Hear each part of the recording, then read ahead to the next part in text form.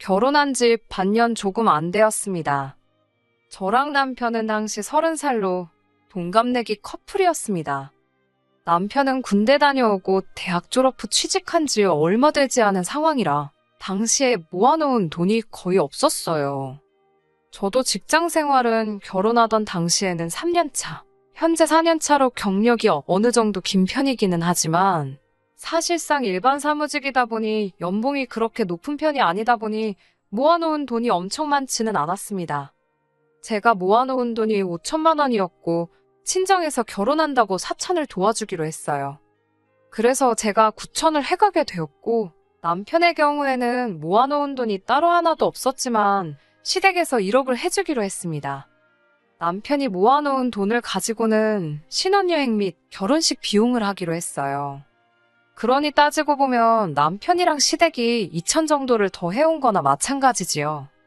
그런데 거기에 더불어서 시부모님이 노후자금으로 가지고 계신 돈 6천만 원을 저희가 따로 빌리게 되었습니다. 다행히 저희가 사는 지역이 서울은 아니고 이 지역 집값이 그렇게 센 편도 아니다 보니 그 돈이면 신혼집을 충분히 구할 수 있었어요.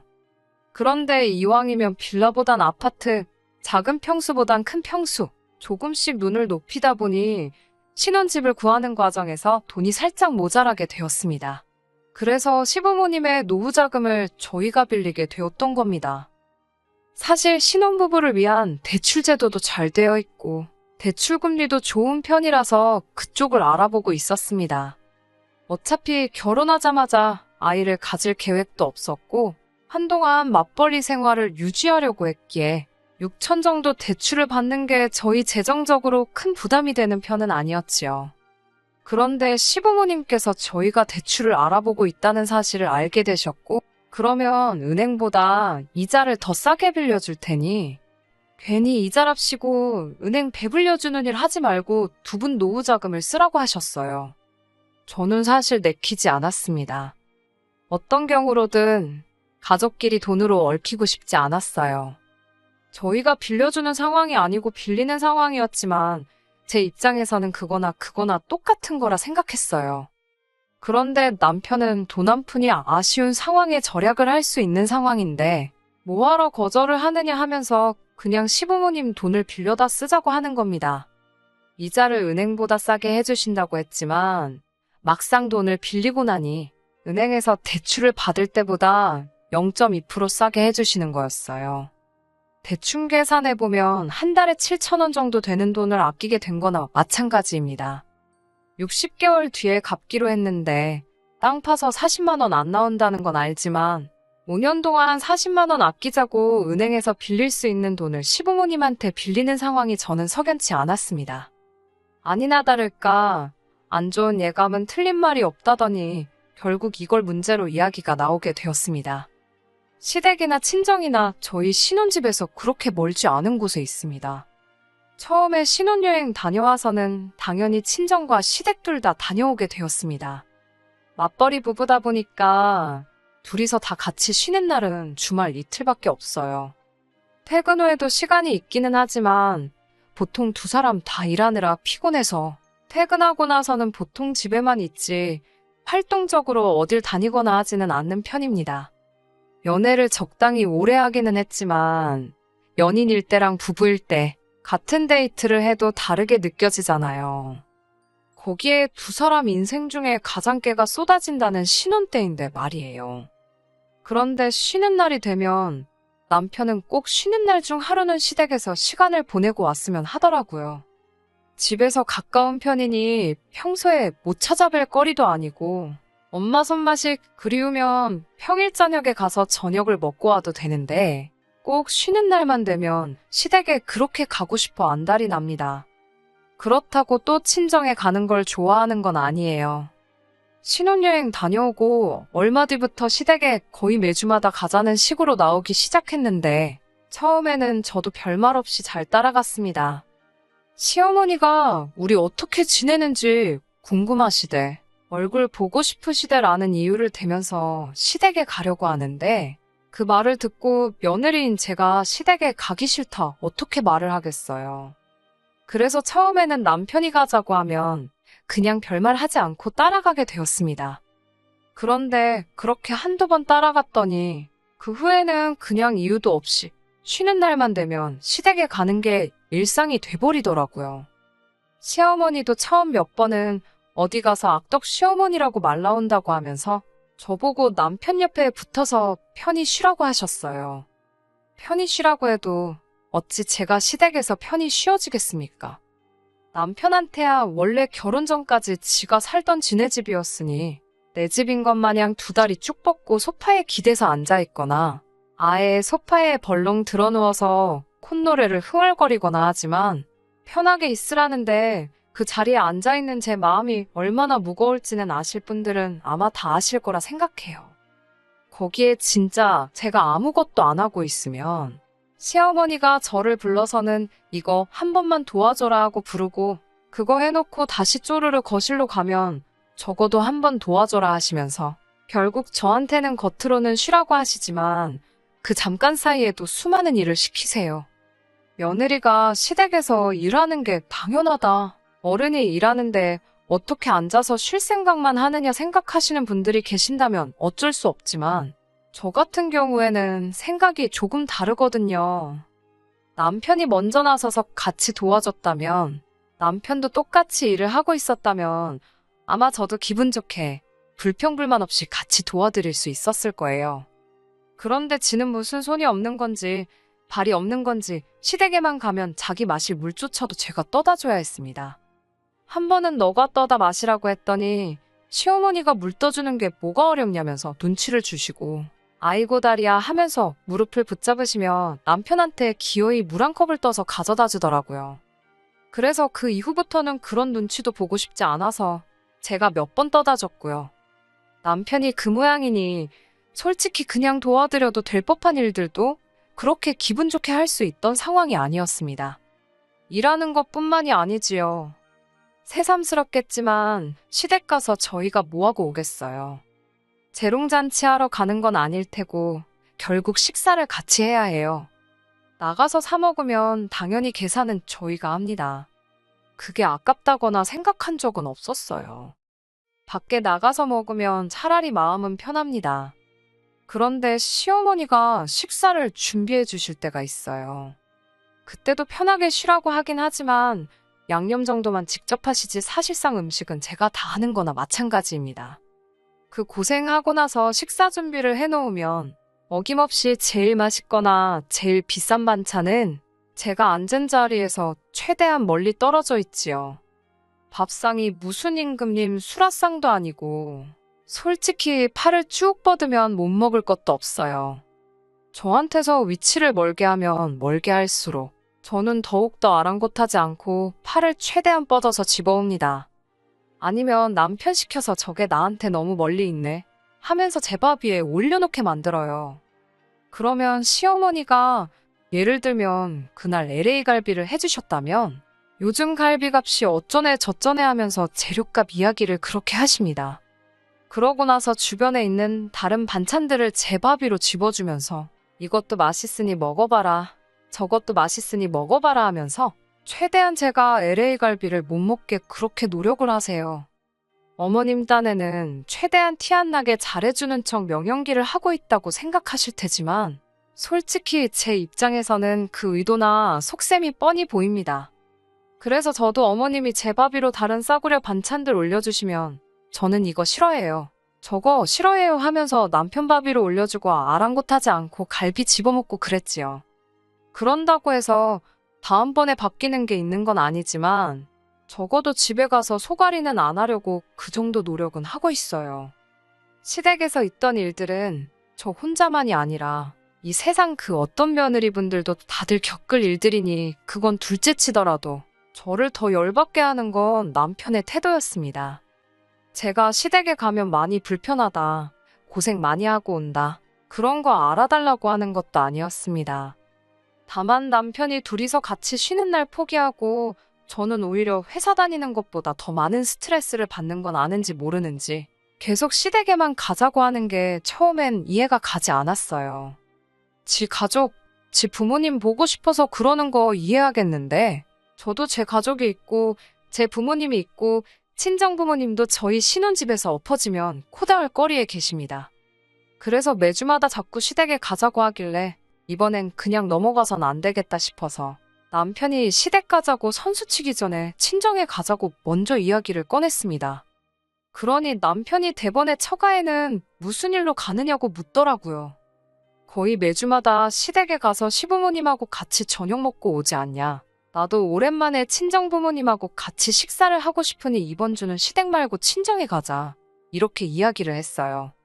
제가 무리한 부탁을 한 것도 아니고 한 번 시댁에 가면 친정에도 한 번은 가자고 하는 말이나 마찬가지였습니다. 그런데 남편은 얼굴에 오만상을 쓰더니 친정에 가면 자기 불편하다고 갈 거면 저 혼자 다녀오라고 하더군요. 여태까지 시댁 다닐 때는 가기 싫다는데도 몸 말도 안 되는 이유를 대면서 저를 데려가 놓고선 막상 친정에 가자니까 오만상 얼굴을 찌푸리며 불편해서 싫다고 하니 어이가 없었습니다. 그래서 저도 똑같이 말을 했지요. 나도 시댁 가면 불편하다. 너가 친정 가는 게 불편해서 나 혼자 다녀오라고 하는 거면 무슨 말 하는 건지 잘 알겠고, 나도 시댁에 가면 불편하니 앞으로 시댁 갈 일 있으면 너 혼자 다녀오라. 한마디 했습니다. 그랬더니 남편이 그건 무슨 경우냐고 하더라고요. 경우는 무슨 경우냐고, 내로남불도 아니고 내가 시댁 따라가는 건 군말 없이 바늘에 실 가듯 따라가야 하는 거고, 너가 친정 갈 때는 너 기분 따라 가고 말고 정하는 게 말이나 되냐고, 불공평한 거 아니냐고 했습니다. 그러니까 남편은 그 상황을 가지고 원래 그런 거라고 하더라고요. TV를 봐도 어디를 봐도 남편이 마누라가 친정에 가면 마누라 친정 갔다고 좋아하는 장면은 있어도 남편이 시댁에 가면 여자들이 남편 시댁 가서 너무 좋다고 하는 장면 본 적이 없지 않냐고 하는 겁니다. 말인즉슨 친정에는 여자가 혼자 가는 게 맞는 거고, 시댁에 갈 때는 당연히 며느리인 제가 남편과 같이 가야 하는 게 맞다고 하는 거예요. 그게 무슨 말도 안 되는 소리냐고. 어깃장 부리지 말고 제대로 된 이유를 대라니까 진짜. 세상에서 가장 어이없는 말 같지도 않은 걸 이유라고 대면서 지금 제가 공평 불공평을 자기 앞에서 외칠 상황이 아니라고 하더라고요. 무슨 근거로 그런 생각을 하고 있느냐고 했더니 저희 결혼할 때 결혼자금 이야기를 하는 겁니다. 우리 부모님, 그러니까 시부모님 아니었으면 지금 우리 이 집에다가 살림이나 차렸겠냐는 어이없는 소리를 하는 겁니다. 여태껏 연애했던 기간과 결혼 생활 통틀어서 했던 말 중에 제일 어이없는 소리였어요. 얼마나 어이가 없었으면 콧방귀조차 안 나오더라니까요. 어머님 아버님이 그 돈을 그냥 해주셨냐고 따졌습니다. 당장 두 분도 요즘 상황에 어디 투자하는 거보다 우리한테 이자 받는 게 더 이득이니까 그 돈을 해주신 거 아니겠냐 했지요. 혹시 은행에서 대출받아도 되는 돈을 해주시는 것 때문에 내가 매주 시댁에 가서 가사노동도 해야 되고 사위가 친정은 대접도 안 하고 콧배기도 안 비추게 내버려둬야 하는 거냐고. 그러면 당장에 은행 가서 대출을 받아올 테니 시부모님한테 그 돈 돌려드리라 했습니다. 5년 동안 40만 원 아끼자고 그러기엔 내 시간도 아깝고, 내가 스트레스 받아서 골병 들고 주름 하나씩 생기는 거 생각하면 돈이 아끼는 게 아니라고요. 5년 동안 내가 한 달에 10,000원씩 해서 시부모님한테 돈 따로 보내줄 테니까 앞으로 나는 시댁에서 시어머니 일하는 거 도와주고 그러기는커녕 그냥 앞으로 시댁의 발길을 따로 안 하겠다 했습니다.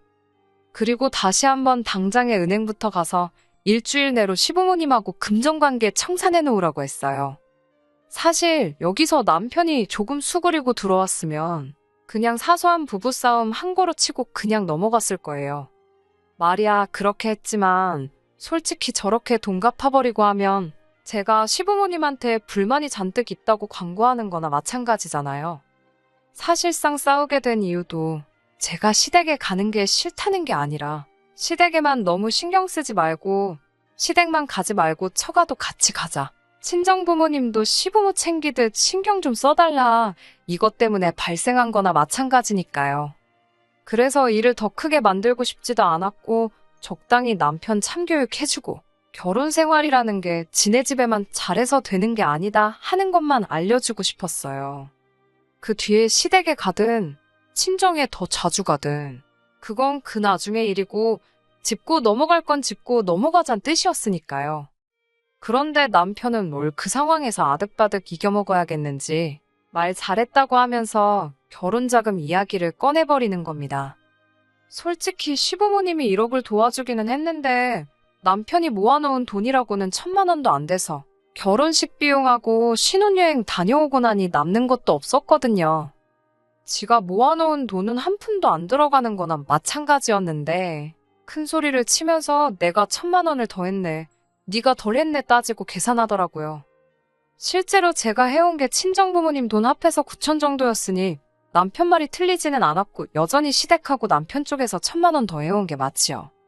방금 전까지는 시댁에서 빌린 돈도 해온 거라고 우겼지만 그걸 빼고서라도 여전히 자기 쪽에서 해온 돈이 더 많으니 제가 시댁 눈치를 봐야 한다고 끝까지 지 고집을 부리면서 한마디를 안 지려고 하더라고요.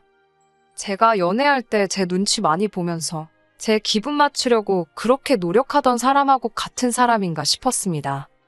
결혼하고 나서 저렇게 180도 바뀌어서 가족들밖에 모르는 사람이 될 거면 왜 대체 결혼을 하려고 하는가 했는데 지금 와서 생각해보니 그 이유를 알겠더라고요. 결혼도 하지 않고 가족 품에서 살면 매일같이 같이 사랑하는 가족들 품에서 살 수 있는 게 중요한 게 아닌 거죠. 저런 사람들 심리가 내가 하기 싫은 효도를 대신해줄 사람이 생긴 거나 마찬가지라고 생각하는 겁니다.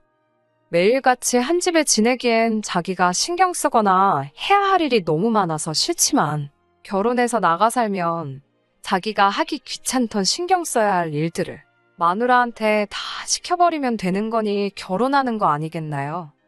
아무튼 남편이 고작 1,000만 원 가지고 제가 평생을 시댁 눈치 보면서 살아야 한다는 식으로 나오길래 저도 더 이상 그걸 참고 지내기는 싫어서 그냥 그 길로 짐 싸서 친정으로 갔습니다.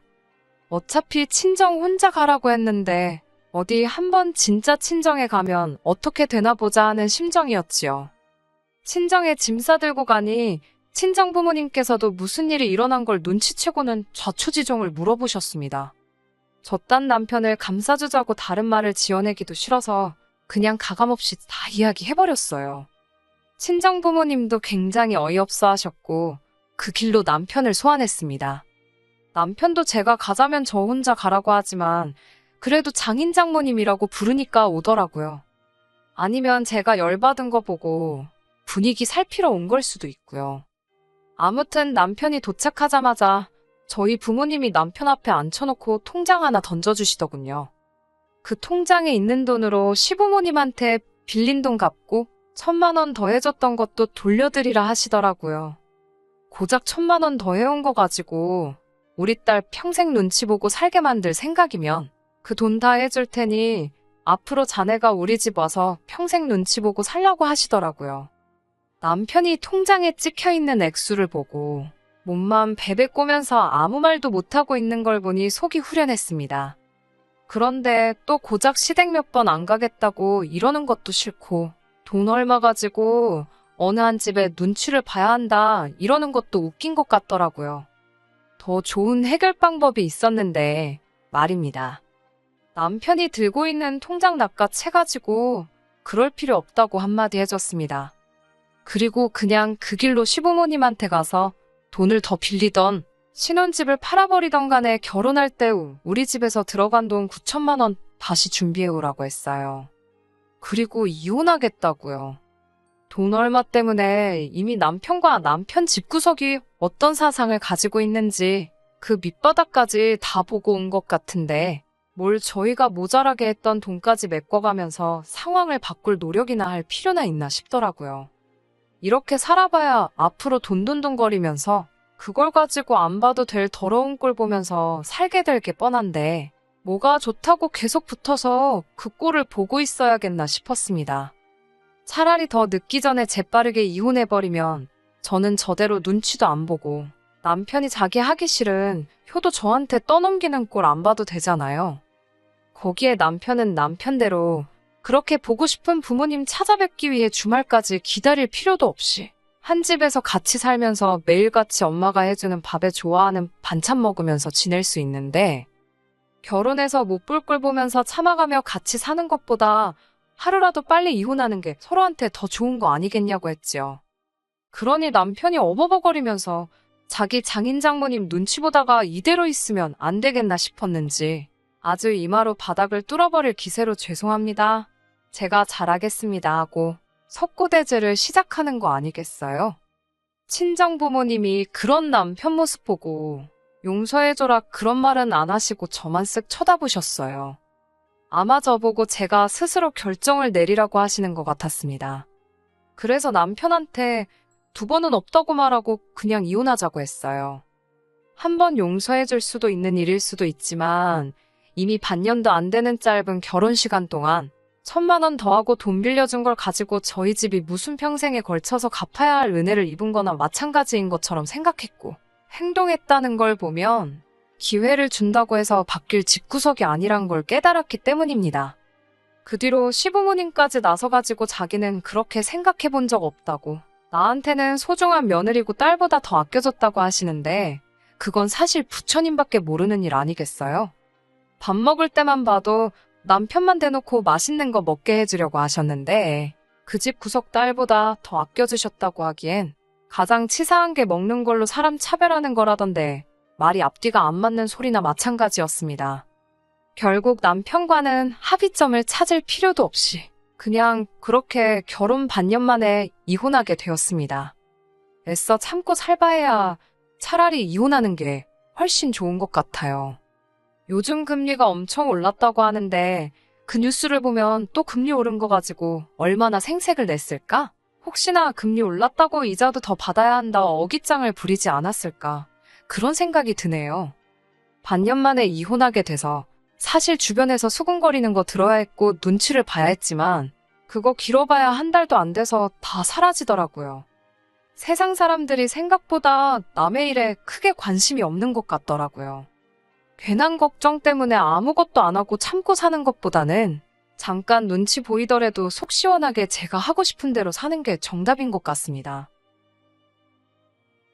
끝까지 들어주셔서 감사합니다. 오늘의 사연은 여기까지입니다. 구독과 좋아요, 알람 설정 부탁드리고 더 좋은 사연으로 다시 찾아뵙겠습니다. 감사합니다.